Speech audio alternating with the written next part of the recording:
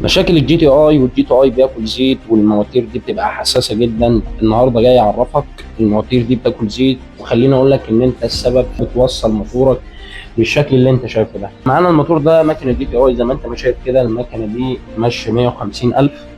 تمام، حرفيا المكنه لسه زيرو وبتاكل زيت.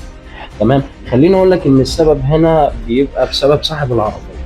تمام، ليه بقى؟ ان انت بتحط زيت غير موصل بيه في الموتور، فبناء عليه بيحصل تأثير على طقم الشمبر، فبترجع تلاقي المكنه بتاكل زيت. ومهما تعمل تروح تنظف بلوك وتنظف حاجات وتغير نوعيه الزيت، برضه بتاكل منك زيت. المشكله هنا ان انت المفروض ان انت ترجع للكتالوج بتاع العربيه او ترجع للسيرفس مانوال. النقطه الثانيه ان انت المفروض ان انت لما تغير زيت تغير زيت 10,000. تمام، ال 10,000 هم 8 هلاك، هم 8,000 هلاك للموتور. تمام، ان احنا زي ما قلنا في الفيديوهات اللي قبل كده ان انت عندك في بتدور الصبح تستنى العربيه تسخن. عايزك بقى تركز معايا في الخطوات اللي جايه عشان تعرف ايه اللي بيتم في موضوع الشمبر او طعم العمره. تمام، عشان نقدر نحدد. هنفور الموتور وهتتفرج بنفسك، وانت اللي هتحكم بنفسك على الشغل.